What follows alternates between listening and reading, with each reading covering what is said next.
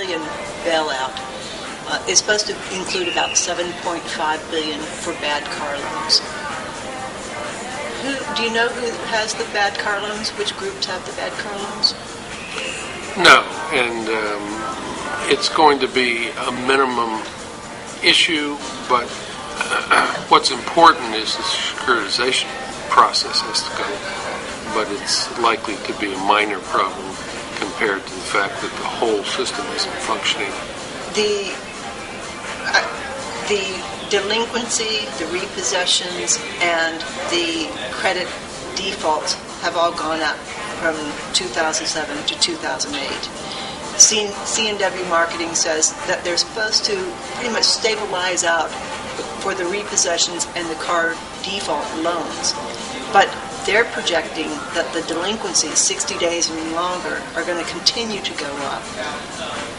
And whether you look at that data or you look at the ABA's numbers across several types of lending operations, it's gone up, but it's still a small number compared to what we see in the mortgage market. The good news is for car loans, people have to get to work.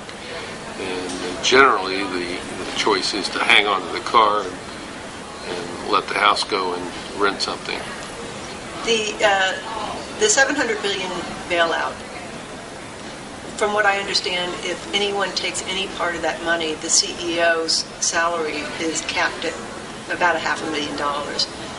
Do you see the groups, GMAC, Toyota Motor Credit, Ford Motor Credit, do you see them making that decision to take that money and then capping the CEO's salary? Well, everybody will make the decision that makes the most sense for their organization, but tough times require tough measures, and the executives wouldn't be in this position if the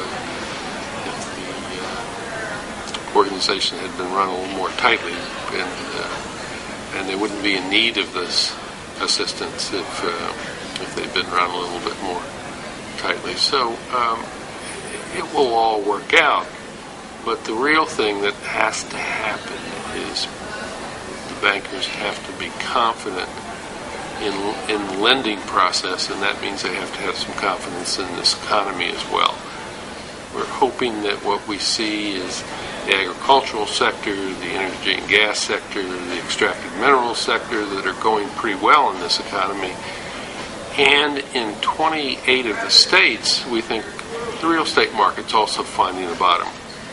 Unfortunately, those 28 states don't include either California or Florida, so two big states are in the 22 states that will continue to have real estate difficulties, we feel, well into 2009 and probably into part of 2010 as well. So we're going to have two different sets of states, 28 in which car sales could likely go up a little bit, or at least hold their own next year. 22 states in which people will continue to see the value of their house fall, and they will continue to be reluctant to commit to a new car purchase. You also have dealerships going out of business. Unfortunately, yes. We have numbers this year that we expect that will be at about the same level as the average of the 1992 recession, those 3 years. That means something approaching 600 dealers is likely.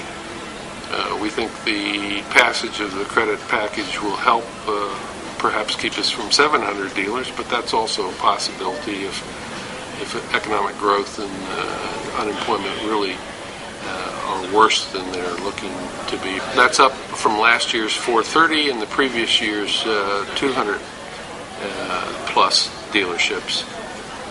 So it's not good news, but it's a year that's about consistent with the 1992 recession.